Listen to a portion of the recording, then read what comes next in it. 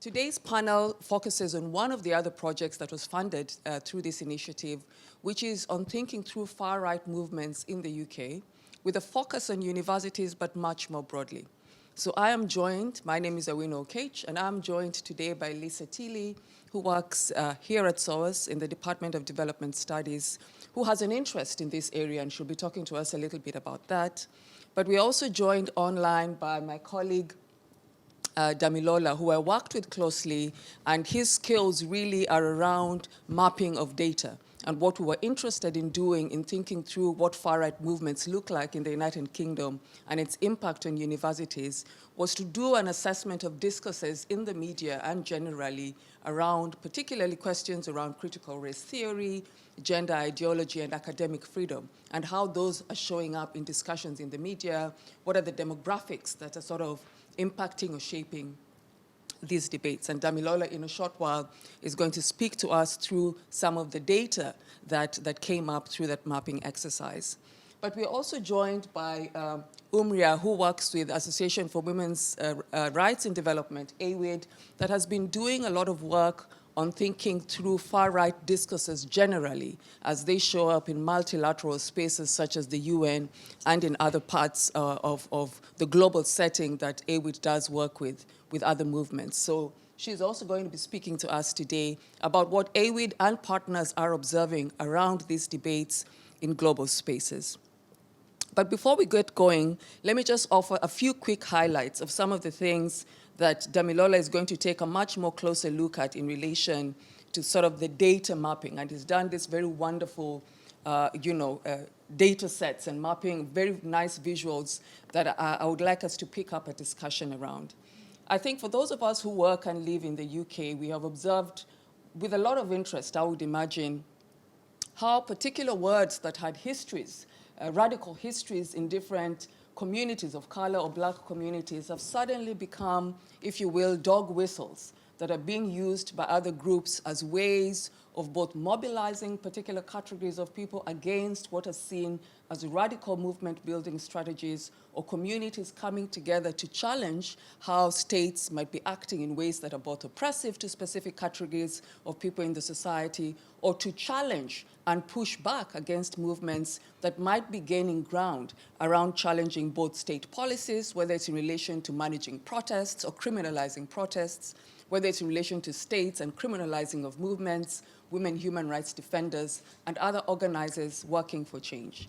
So for instance, the attacks that have happened on critical race theory and the sort of convoluted ways in which scholarship around critical race theory specifically, and scholarship around race generally has become demonized, both in the United States of America, but also within the United Kingdom. You see that surfacing quite a lot, both in parliamentary conversations, but also within academic spaces, in which you see critiques around the value or the veracity, the empiricism, or the strength of academic theory that is linked to questions of race, racism, and critical thought, much more specifically. The debates such as those that surface around the idea of wokeness. Now, for many of you in the room, you would be aware that the word woke emerges from black traditions and black organizers as a signal to members of the community to say, keep watch, keep an eye out on the ways in which particular ideas are both being reclaimed or recouped by regressive actors within our spaces, but also just watch out for some of the things that we need to be attentive to as organizers. Today, the word has now been co-opted by the right and other actors as a mechanism of both shaming, but also both taking away, if you will, the radical power that particular word had in black communities, and using it as a means to sort of signal that the radical ideas that were embedded in both the word, but also the movements that mobilized this word, are things that should not necessarily be taken seriously, and these are ideas that communities should look at with a lot of caution.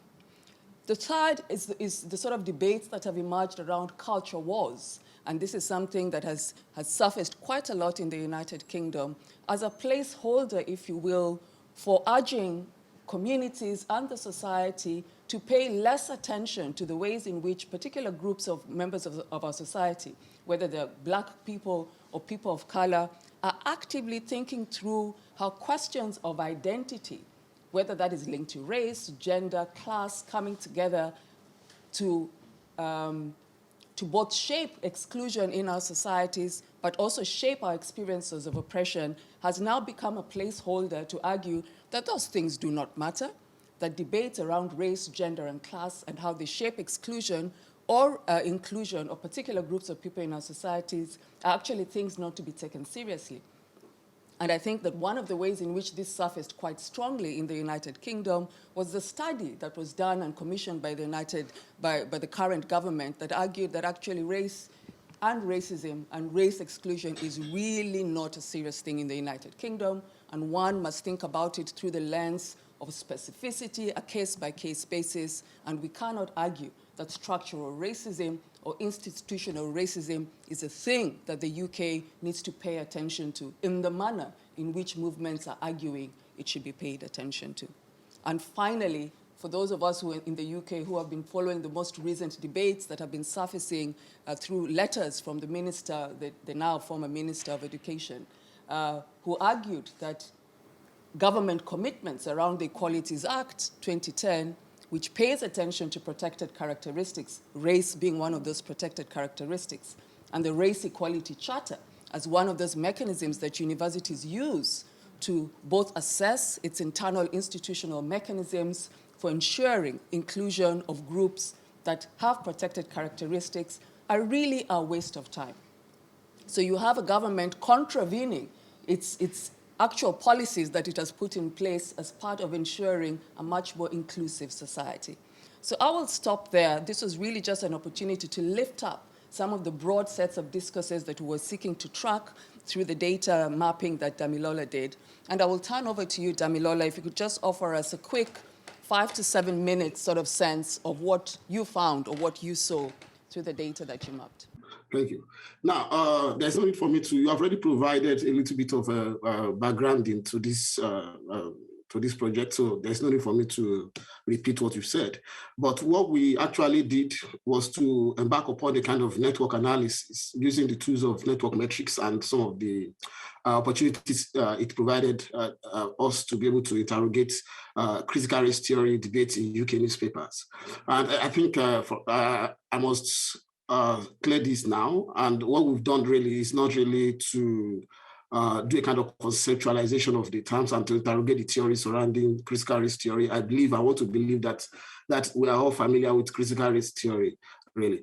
So what we've done is to look at debates and discourses in the newspaper, in the UK newspaper, and to map the terrain, the location, who are the actors, the principal actors, what are they saying, what are the dominant concept or themes, thematic interrogations that they've been promoting, and also to look at opportunities that some of these will provide for future researchers to really dig deep into some of the emerging findings, things that are emerging from the findings, really.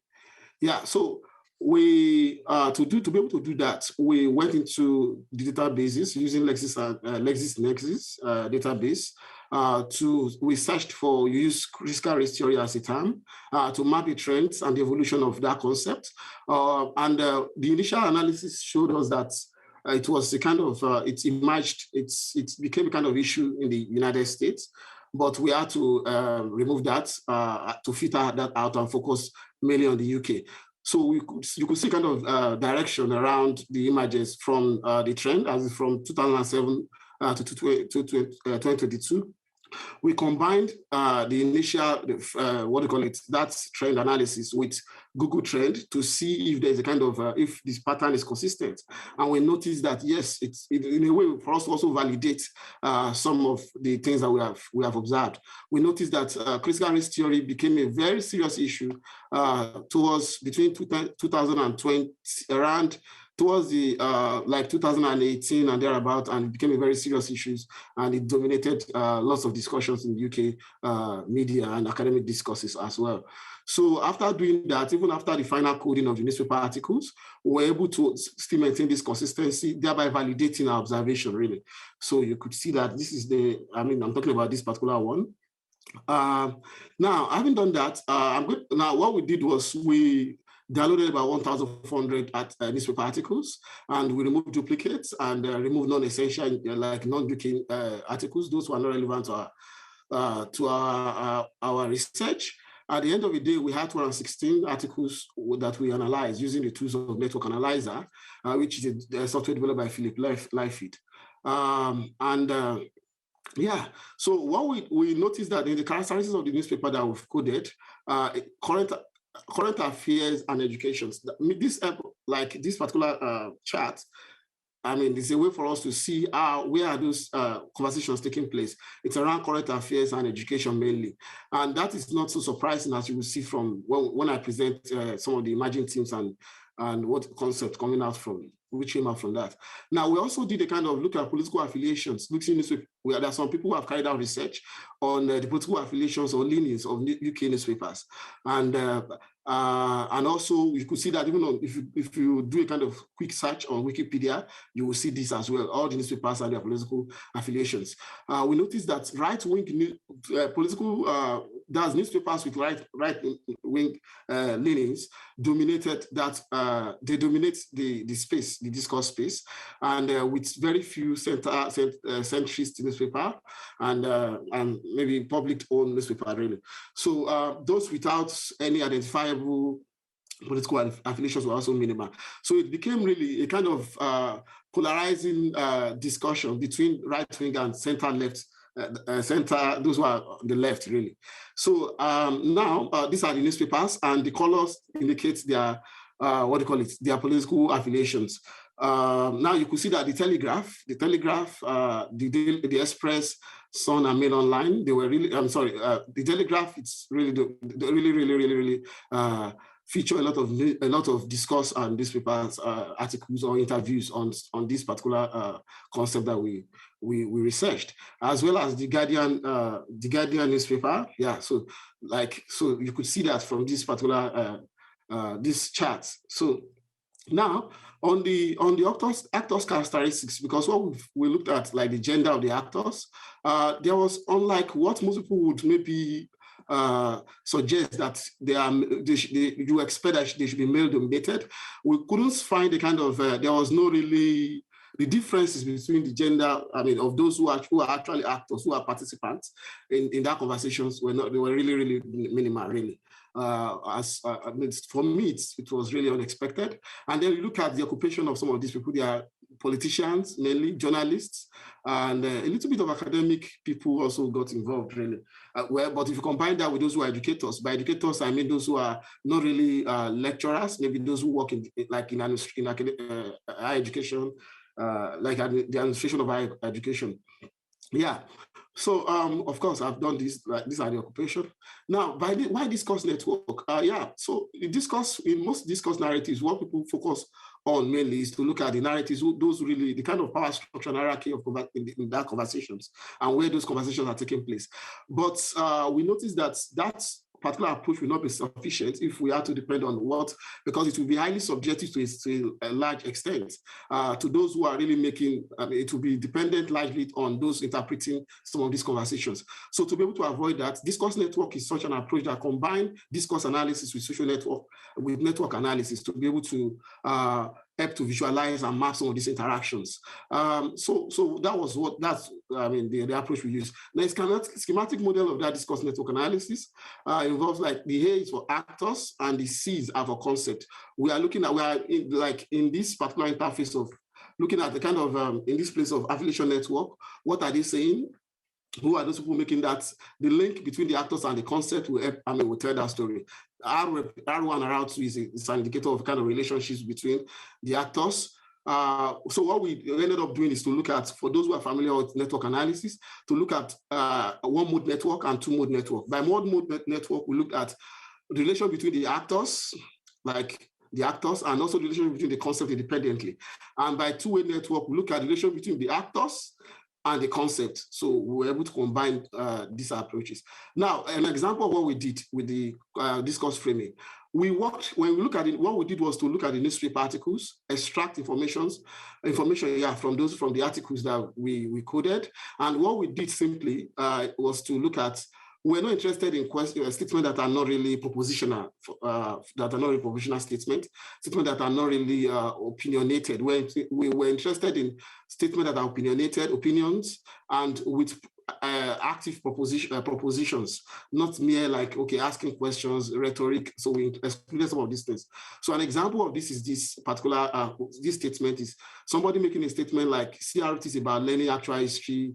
Now you can see that this is propositional, telling you what CRT is about and their own opinion about those of what it is about, thereby preventing people, helping us to avoid situations where people will say, oh, you are imposing your own meaning of what they say. So we just look at what they are saying.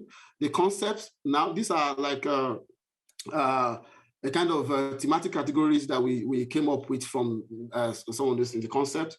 Now, this particular concept is just about CRT, is about awareness of history of racism.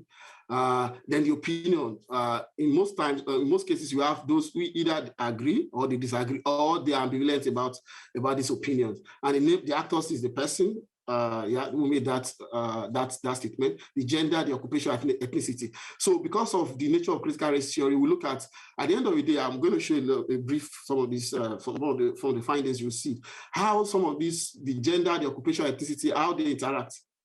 Oh, sorry. Okay, let me quickly.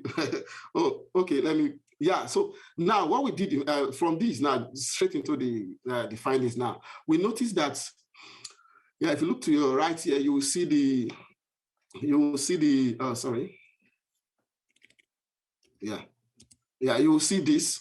concept. These are the concept. Critical race, CRT is advocates racial guilt, white oppression, and then CRT promotes ideology, opinions, all this. But the ones highlighted in white are the most debated. Of course, if you look at frequency, most of the time when people do some of this analysis, they look at who are the people, what are the dominant. We're not really interested in dominant as such, but the pattern of engagement. It's not about how many people made what statement, because this could, for those who are, for instance, politicians, they will have more newspaper coverage. So you might be tempted to think they had their own opinion had more engagement than others.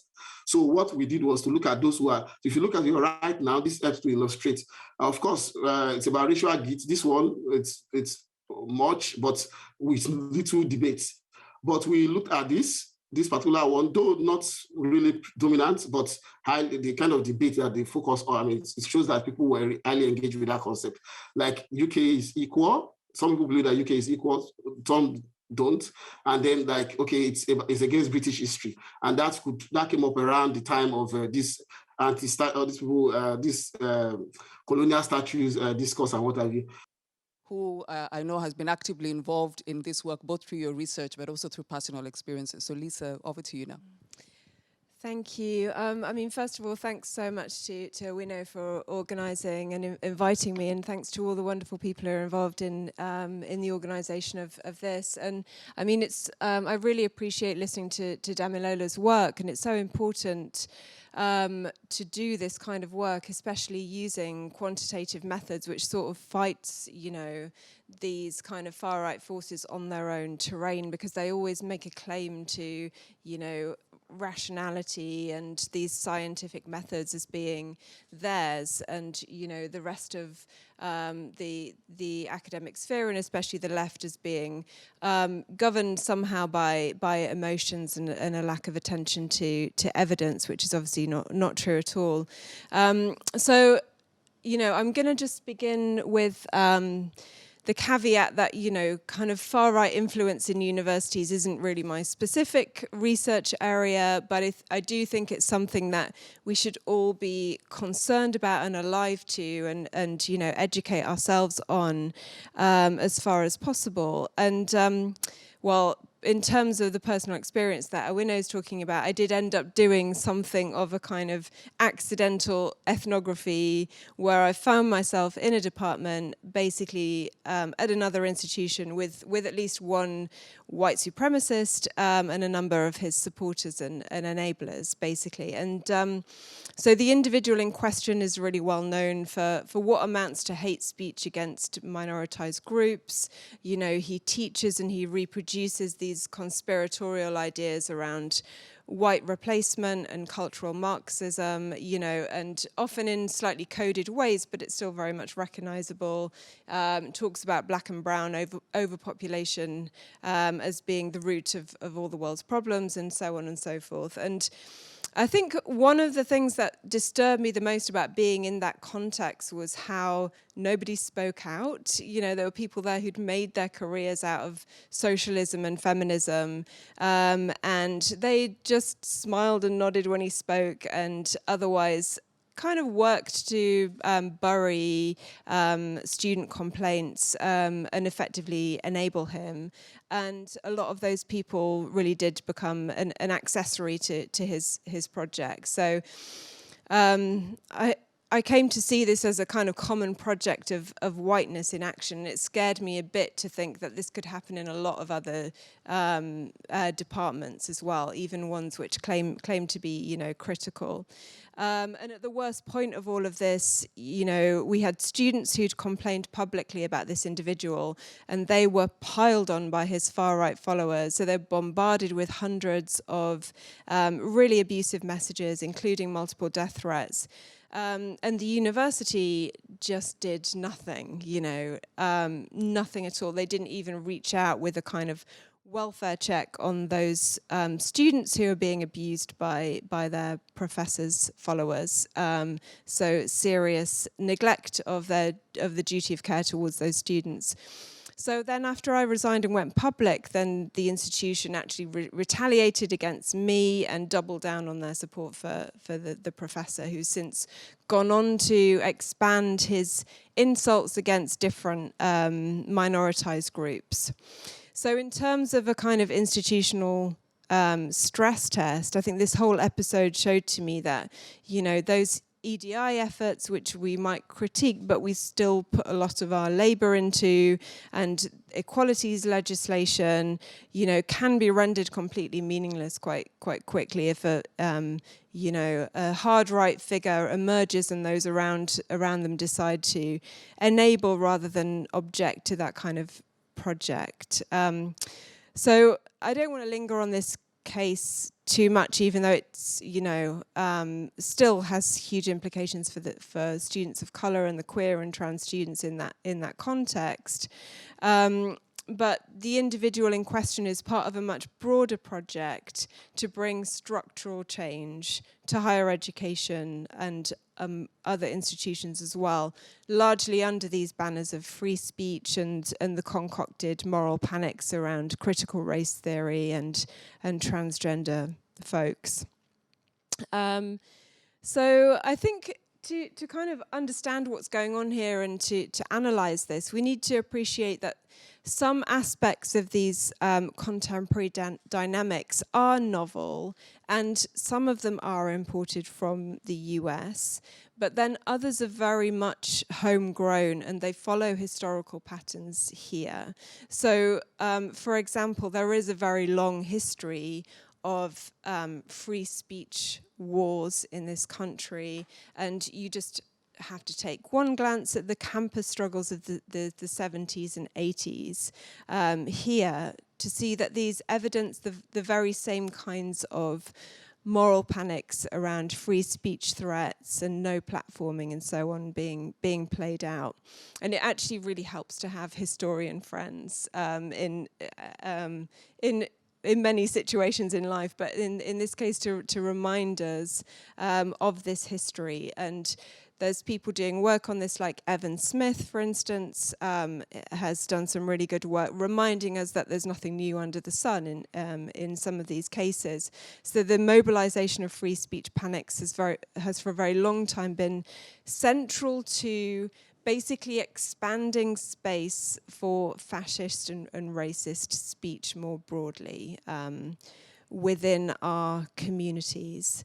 And at the same time, what is more of a particular contemporary phenomenon is the massive investment of resources, in particular hard right campaigns targeting universities, some other institutions, and increasingly schools too. So if you want to get an idea of this, there's a book by Ralph Wilson and Isaac Kamola, recently published by Pluto Press, I think. And their book is entitled Free Speech and Koch Money.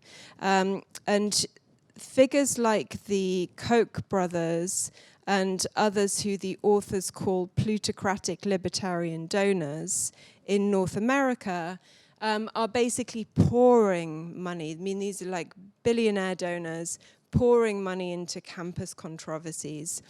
And they have a specific modus operandi. They fund really offensive speakers who dehumanize members of the student community, knowing that the dehumanized and their allies will defend themselves, because they always do, you know. And they also fund the media who are manufacturing the subsequent outrage over the cancellation or the pushback against these offensive far-right speakers. They also fund the legal teams and the think tanks who then respond to the cancellation, which now has the kind of media circus around it. So this entire cycle is dark money funded, you know, and students themselves are cast as unwilling participants in the whole circus. And of course, this is more intense in the US, but it also reaches the UK, where we have dark money funded think tanks like Policy Exchange, looking very, you know, sleek and respectable, having the ear of government, working very close to Westminster, but obviously pushing these racist agendas and following the blueprint of US dark money in terms of those moral panics over free speech and so on. While it's important to say that the university is a microcosm of society and it reflects what's going on in society, it's also important to note that it has a very specific significance for these people as a site which feeds into other areas of the economy and society. So it's a specific target in a way in which some other institutional domains might not be. And these projects target the university and the media in very articulated ways to produce a particular kind of buzz around a moral panic. And I think it's important to say that these hard right projects also build through alternating frontiers. So one moment there'll be a real concentration of resources in the frontier of Islamophobia. Next, it will be anti-blackness. Next, it will be transphobia, and so on. So that's not to say that there's some higher force coordinating all of this, but I think people who are involved in these projects see an opportunity and sort of throw their weight behind whichever project seems to have the most momentum at that particular time. So I'm quite interested in how resources are moved around and concentrated in certain areas. So how investment in a particular project allows for discursive space to be really dominated by that project. So if we take transphobia, you know, even though transphobia has a very long and history in this country, I think the past couple of years in particular has seen this sudden and excessive concentration of resources in transphobic projects and discourses and high-profile figures who can be relied upon to roll those out. So it seems that a lot of people have identified the transphobic frontier to be the particularly generative one in the present. So it's really proving fruitful for them in terms of getting those really dehumanizing narratives around, you know, the kind of biological essence of womanhood and so on into the mainstream. So this is like all over the BBC as common sense at this point. And in some ways, I think this could be seen as related in some ways to the achievements of Black Lives Matter as a broad movement. So I do think that the public education done by BLM since 2020 in particular in every sphere of social life has achieved a lot in terms of limiting discursive space for particular kinds of racist discourse. And that's absolutely not to say that racist discourse has gone away, but that it's more constrained than it was previously in certain areas. And I think that's testament to the collective labour of the BLM movement. So it's a tentative thought that the shift in the fascist frontier towards transphobia is an opportunist shift towards an area where there are very, very low levels of public literacy, such that these kind of ridiculous talking points around all women having cervixes and women don't have a penis and this sort of thing are, you know, gain that widespread traction.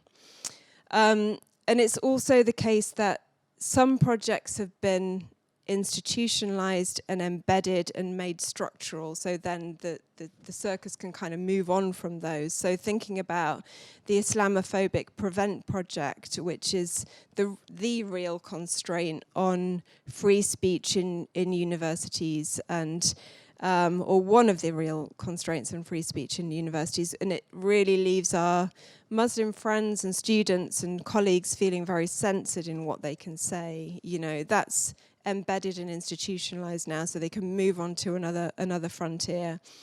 And the point of thinking through the shifting nature of these projects from one minoritized group to another really provides an important reminder that all of our struggles are relational, and all of our solidarity in our political battles should be relational too. So I think another thing to point out is that the likely end point, if there is an end point or a goal or an outcome, is not necessarily the fascist takeover of our institutions, but instead it's this kind of implanting and normalizing of hard right ideas within the liberal mainstream, which, you know, it's the liberal mainstream which at the end of the day has the power and the resources to make those material changes which have real impacts on people's lives. So whether that's, you know, legislating against the interests of transgender people, or deporting asylum seekers to Rwanda, or bringing in free speech legislation to compel student unions to host, you know, I don't know, Tommy Robinson or whoever, is that kind of laundering of fascist agendas into the mainstream, and the sheer receptiveness of the liberal centre, and the synergies between fascist and liberal agendas, which make this such a fertile terrain and an endless project, really. So I think, you know, to kind of summarize what's going on here, I think behind this, you know, seemingly kind of asinine culture wars discourse around the menace of wokeism and all of this, really lies a definitively material project. And this is aimed at embedding those asymmetric structures, which will secure some unaccountable freedom for some people and censorship for others, you know. So unaccountable freedom for certain prominent racists and fascists and so on, and then censorship for those minoritized groups. So I think, I mean, I'll probably just leave it there, but just to end by saying that the answer, as ever, is just more and stronger collective action, really being alive to what's going on here and fighting it and speaking out against it very forcefully. Much more relational collaboration between different struggles, and, you know, more protests to make clear that fascism and racism and transphobia and Islamophobia and all of these are not welcome in our institutions and within our campuses and our homes, and, you know, all members of the university communities really need to step up and back up students in collective action and to protect and defend their rights to freedom of speech and assembly. So I'll leave it there. Thanks. Thank you so much, Lisa. I'm certain, Umra, that this strikes a chord linked to the work that you do at AWID. So I'll invite you to come in now. Thank you so much. And thank you, Lisa. I mean, when you were talking, a lot of what you were saying really resonated in what I'm about to talk about to next. But before that, I'd just like to say a huge thanks to SOAS and also Awino for inviting AWID and myself to speak here. So what I'll really focus on today is the far-right mobilization in UN spaces and how what we're seeing is becoming increasingly more strategic and also well-coordinated. And just to say a bit about the UN spaces itself, while we recognize that they're often inaccessible to many of us, it really has been a site of wins for feminist movements, and especially the activism of global South feminists who have seen Beijing and also other accountability mechanisms that actually have created an impact on the ground. So much of the far-right responses in the UN is to the gains that feminist movements and other social justice movements have made. And it's a real pushback against the threats presented to the patriarchal values, power, and order. And so what we are really seeing as a whole is that these far-right organizations are really invested in the UN, and they're able to work across different issues, sectors, and regions, and also religions, and connect with each other with an overarching aim to undermine all rights and also the universality of these rights. So I think what I'll do here is share the key actors that we see in the UN as well as their tactic and discourses. But before that, I just also wanted to highlight what I'm presenting today is a part of the monitoring work that AWID does with a coalition called the Observatory on the Universality of Rights.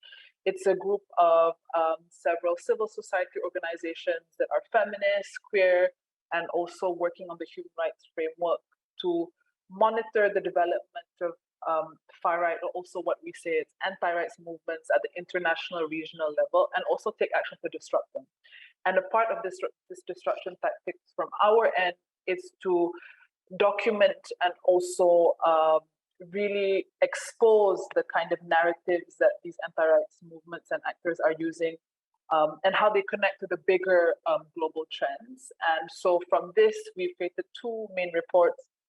The first one is the Rights at Risk report that was released in 2017, and the recent one, the Rights at Risk report of released last year, giving an update of what's been happening in the UN for the past 4 years.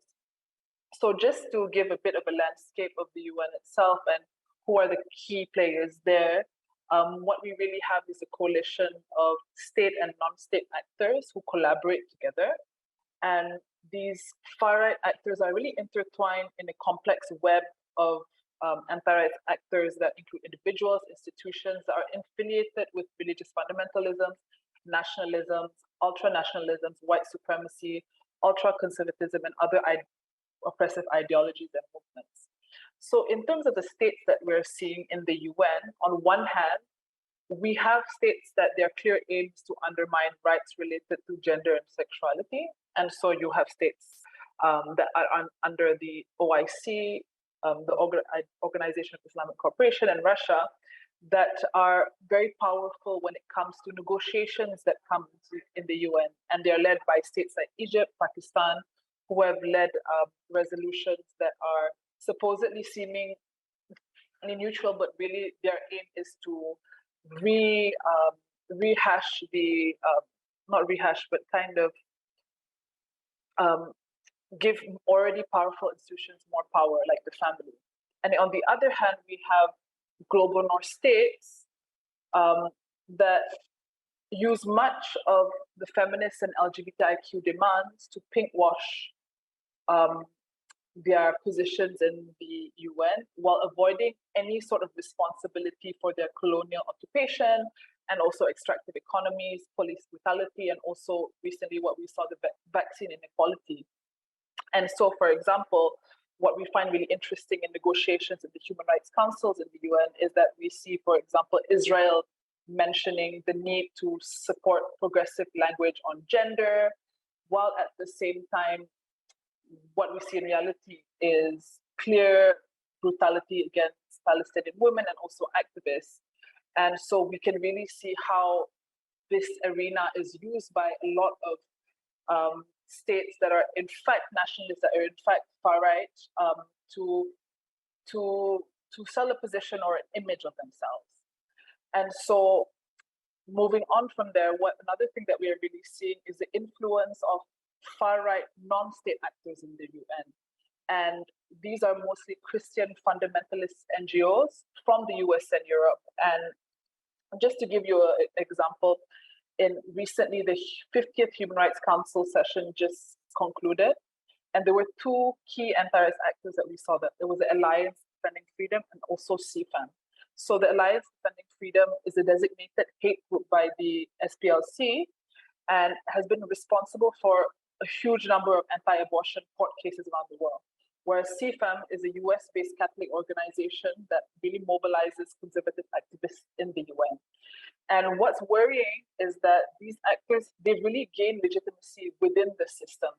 First of all, they have ECOSOC status. This status enables them to speak in the UN, to organize events, and also make statements. They're also a part of certain UN committees. For example, the Committee on the Freedom of Religion and Belief that is in New York. And CFAM during the Trump administration, for example, was a part of the US delegation. And so what we are hearing from activists and what we are observing is that these NGOs are increasingly colliding and working with states that traditionally you would not expect, like Egypt and Bangladesh, to give them talking points and also to influence their discourse in a way that might not reflect the actual discourse at states at the national level. And what this does is embolden this group of coalition to put forward positions that are even more resisting to any sort of progress, and also contest very established norms in the system, such as gender. And what's very interesting is that these states, they claim states like Egypt, states like Bangladesh, although they work with these Christian right fund organizations, they still put forward the argument that any sort of reference to sexual reproductive health and rights are considered ideological colonization. And what's also another thing that we've noticed is that it's really hard for feminist organizations to challenge these far-right organizations, because there's a bit of a sense that as long as they stay polite, as long as they use the human rights discourse, they won't be condemned and no action will be taken against them. So what I'll really focus at the next bit is about the tactics that we see these far-right NGOs use and what their impacts are. So first of all, just going back to the money and influence. So these far-right NGOs, they have huge resources to engage in the UN, are really well coordinated and in organizing within this space. So in the Right at Risk report, we really expose these connections and how where they also where their funding resources come from, which has also been picked up, or also this is much owing to the work done by Open Democracy, for example, who looks at tracking the money. So, for example, in the recent Where's the Money report that AWID published, it noted that in the US, over $280 million from the Christian right is used to fund activities to undermine human rights in the UN, colluding with other conservative states and other anti-rights actors. On the other hand, half of feminist organizations in the global south are operating on annual budgets of $30,000 or less. And so having these resources means that they are coordinated and they are able to access space. Another big tactic that we're seeing, or we've observed for the past year in the UN, is that these anti-rights actors, they use an inside and outside approach. So just to say a bit more about the inside, is that they're really engaging with the human rights system with actually no intention of strengthening rights protections, but their real aim is to undermine them. And so what we really see is a lot of elements of what Lisa was saying earlier: cooptation, misuse of concepts, and in this specific case, human rights frameworks, and also for a lot of other states, kind of pinkwashing and gender washing. And so in terms of cooptation and misuse of the human rights framework, we still see this element of exploitation of fear of the other, and also positioning dominant institutions like the family as under attack. And so this is definitely related to the creation of gender ideology, and also the attack on critical race theory that we were mentioning earlier. And the problem is in the UN is that they're able to translate all of these fears into concrete policy asks. And they're really apt in misusing the human rights framework and discourses to legitimize their extreme agendas and justify discrimination. So one thing that we've seen again and again and again in the UN is the protection of the family discourse. It's really a concerted effort by the far right to focus the subject of rights away from marginalized communities towards powerful institutions. And the way that this discourse is being used is becoming more and more subtle. So for example, recently we saw states like Hungary and Poland who have been using the pandemic to propel this concept of family work-life balance. And it seems like it's common sense, but if you really unpeel the layers, they really mean a specific type of family that is white, that is heteronormative. And also, I think this is also relating to what Lisa said earlier, their bigger aim of these far-right organizations is to institutionalize and embed fascist and far-right agendas in the UN and create a parallel system and human rights framework that is devoid of accountability and that really push forward discriminatory norms. And just one example of this is the Geneva Consensus Declaration. It was initiated by the Trump administration during the pandemic in 2020. And the declaration masks its aim to protect women's right to health, but actually it denies and undermines the right to abortion. It's a non-binding instrument. Legally means that states, if they sign up to it, they're not actually going to apply what they signed up to in their national policies. And it was invented outside of the UN. But the name, of course, Geneva Declaration, makes it seem as though it was something that was actually a formal process. But even as we see the administrative change in the US, the impact of this declaration is really far-reaching, and we still see a lot of states still signing on to the declaration. We have Indonesia, Uganda, and Brazil, and countries like Poland and Hungary, for example, are really active in pushing forward this declaration in formal UN spaces, where we see recently Guatemala and Colombia signing up. On the other hand, we have states that have purported feminist foreign policy, like Canada and some of the EU states, that are great supporters of including gender and sexual reproductive health and rights in their kind of foreign policy. But in another sense, they're completely they've completely contradict themselves even in the international space. So in the recent Human Rights Council session that happened in Geneva, on one hand, they were pushing forward for the activism of young women, but on the other hand, they were actually really opposed to any sort of vaccine inequality during negotiations. And so, just to go back to this inside and outside approach, another trend that we're seeing when it comes to the outside approach is that,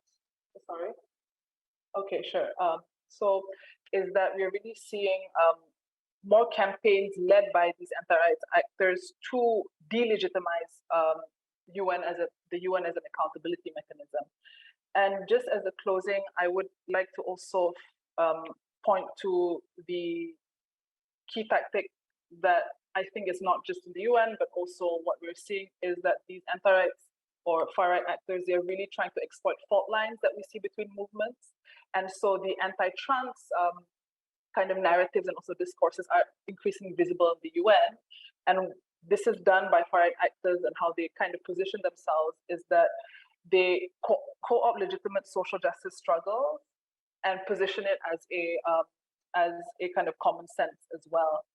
And so I think much of what Lisa said about ensuring that our struggles are connected and our solidarity is connected is very much a pertinent issue in the UN and what's going on there. So I'll just finish there.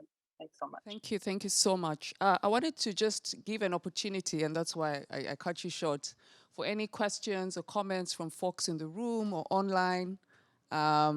If there's anything that we wanted to ask for further clarification or more commentary on. It's just a simple one. I think Lisa mentioned fascism, and I know that some people criticise the use of that term because it's kind of used against anybody that you disagree with, and I wonder whether we need to be more precise, given the kind of the reference to fascism obviously goes to Nazi Germany, but like anybody's a fascist if you can disagree with them, and whether it's lost its meaning because of that. Yeah, I was wondering if you could speak a bit to how we, people on the left, can kind of resist this, and you've all kind of touched on it a bit, but I was wondering if you could kind of elaborate. I think especially in terms of, to pick up on what Owino you said in your introduction, for example, the kind of discourse around wokeness, I think because the far right is so effective, as you've all shown, at kind of co-opting and defining the terrain of that discourse, it's really hard not to get sucked into it. And I think we've kind of seen this with a lot of conversations around cancel culture and stuff. I'm interested to hear more about the role of religion in these discourses. It has been mentioned, but I'd like to hear more examples of how religion is being used. Okay, thank you. I mean, these are all absolutely huge questions. So, yeah, apologies if there are some things that I don't quite have really well articulated responses to. But to speak to the first question around the role of marginalized identities within the project. So, so that I understand correctly, are you talking about people of color mainly who end up kind of being agents for this kind of project? Yeah. I mean, this is. Sorry, it could be people of color or any marginalized identity in a sense. It could be a queer identified white person or a white woman. I just wonder what their role is in the project and what that means. Yeah, I think this is something which is a very important question in the present, particularly. I mean, it's something which, again, has a history, but in the present, it seems to be particularly prevalent. And, we're witnessing this at the moment with the conservative leadership context, where you have a large contingent of people of colour who are really stepping up to say, I'll enact these policies. You've got Priti Patel deporting people who, in a previous decade would have been her own family, deporting them to Rwanda. So there is something particularly powerful about having, those kind of figureheads who are from minoritized identities actually enacting often quite white supremacist projects or other projects which do target other minorities. I think this is something which has been taken to another degree in the US with figures like Candace Owens. You'll often find figures like that. So she's a black woman who really speaks for a kind of white supremacist agenda. And it's very, very demobilizing, and it's quite clever, because what you'll end up with is a person of color, who has the benefit of lived experience, sometimes being pitted against a white leftist, for instance, and then it becomes very difficult for those counter arguments to be made. So I think it's a particular phenomenon in the present which is very powerful. I do think that well, I mean, we've seen this for a very long time. For instance, with Thatcher, who comes in as the first woman prime minister and is able to enact some extremely patriarchal legislation which goes directly against women's interests, you know, stripping away welfare, which is like a small compensation for socially reproductive labour. And sometimes women in those positions, or people of colour in positions of power, can actually go further than a man could, or a white person could. So yeah, it's definitely something to think very carefully about, how we actually challenge that, and how we can argue against those figures who at the end of the day are not representative of the communities that they come from along those particular lines. So they might be representative of, you know, if it's someone like Rishi Sunak, obviously he might represent Winchester College community, but he doesn't represent the South Asian community as a whole. So yeah, definitely something to think very carefully about how we respond to that. In terms of the use of the term fascism and whether it's lost its meaning, I mean, I think it is important probably to be very clear about what we're talking about, and trace those lineages and definitions as well, because, you know, the kind of movements that we've been talking about, that they do very clearly have fascist commitments. You know, we've seen in the US, for instance, movements marching in Charlottesville, chanting "Jews will not replace us." You know, all of these beliefs and discourses around population, around the idea of white replacement, they're very much, you know, fascist projects at the core. And in some places they get watered down and they get described in much more palatable language, but they are still fascist. And, you know, we do need to name the thing in order to fight it. And even if those fascist discourse are being laundered, as they always have been, into the liberal mainstream, we really need to not be clouded by the kind of mystification that they become wrapped up in. So I definitely defend, you know, using those terms, but being very precise about the lineages and the projects that are behind them. So I don't want to take up too much time, so I'll pass over to the others if... Great, thanks. Yeah. I think, Onyeka, your question raises the long-standing challenge around representation politics, which I think many of us have often pointed to the risks around that, and the kinds of attachments we place on minority folks when they hold particular positions to be the be-all and end-all of everything that they're required to do in those positions. I think we've seen this in feminist spaces where, you know, through the mobilization of women participating in parliament or women parliamentarians, and making the assumption that you elect women into parliament, they're card-carrying feminists who are going in there to make change. And that's you imposing your own expectation on somebody who is simply perhaps interested in power for its own sake. And I think that the risk for Black people of color in particular in these situations is also the fact that then we are held to a different standard, right? Or those people then become the folks around which our entire community is read, right? So let's use that wonderful example of Will Smith's, you know, slapping Chris Rock, and Will Smith now becomes the emblem of Black masculinity, and that becomes the debate around which we're having discourses around Black masculinity. Why does that only happen when it's a Black or a person of color and not somebody else? That, for me, is the place that we should be having the conversation around, because for me, that is, again, another tactic that is deployed by folks who are sitting in position of power to avoid the conversation around individuals vis-a-vis the collective, thinking about power vis-a-vis structural questions as a means to ignore what is actually happening. Before I hand over to Umra, one of my favorite examples around religious fundamentalisms is Uganda.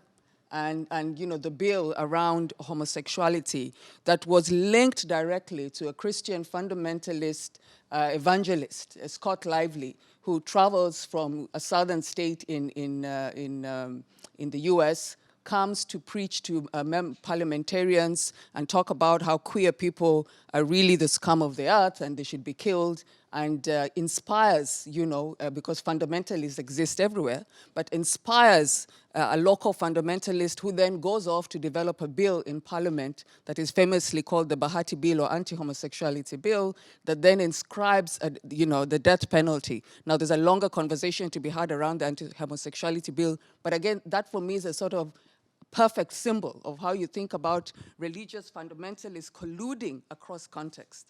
There's also a wonderful video that Sonia Correa did that talks about the gender ideology and the waves, or she calls it hydras, you know, and you can trace how both far-right groups but also religious groups are organizing across different parts of the globe, and these forces collide in very interesting ways around conversations on comprehensive sexuality education, for instance, in schools, or questions around queerness or homosexuality specifically. So there's something quite interesting there, you know, to track, and there are organizations, absolutely, AWID is one of them, that thinks through quite deeply questions of religious fundamentalisms in its broadest sense, beyond the kinds of preoccupation that many people tend to have around Islam, but think about Christian fundamentalisms and the havoc that they're rotting across different parts of the globe. Umra, over to you for your closing comments. Thank you so much, Awino and so Lisa. I think, Awino, you've said much of how the linkages between religious fundamentalisms and also far-right movements. But I suppose that one thing that I'd like to highlight, responding to the question about how do we resist, and one thing that we found in AWID is the need to create narratives of our own, and that really speaks to reclaiming the narrative, and also that isn't necessarily just limited to resisting. It also includes changing the narrative and work like reframing and also building collective narratives. And for example, when it comes to religion, culture, and tradition, we have to know that we own these narratives, and they are not susceptible to co-optation, which also means that working across our movements, we need to strengthen our ways of working, and also the kind of framing and understanding of the issues that we put out. And I think one thing that I'm always reminded through other feminist activists is that we need to really remind ourselves, and also put out the message that our feminist worldviews really provide a vision of liberation for all, where human rights are truly universal, rather than what has been put forward by these far-right groups. So I'll just end with that. Thank you.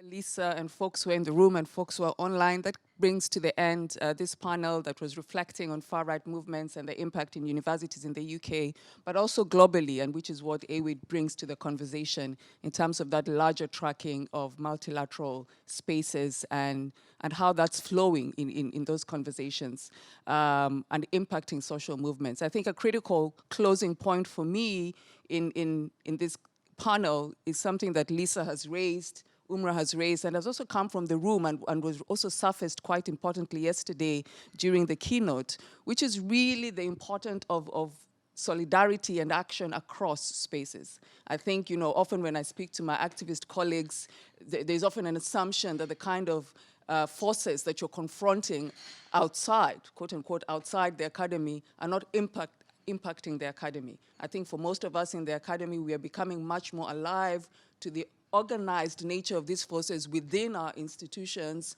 which calls on us to both mobilize our research, to to mobilize our internal activism and work across these spaces in ways that does the narrative building work that you're speaking about, because part of the reason that you find the mapping that Damilola was doing in terms of the intensity of conversations, that's about space capturing. It's about the Telegraph and its ownership of space. It's about the fact that our voices and our own alternative narratives are not shaping or influencing or impacting the space in the same way. Now, the debate is, do you want to have that debate with in the Telegraph or with the Telegraph, or how is it that we create those parallel spaces, media spaces that allow us to also ensure that these quote-unquote counter discourses become much more dominant and, for lack of a better word, drown out what we see as unhelpful and often dangerous and harmful narratives which translate into action and impact on people's lives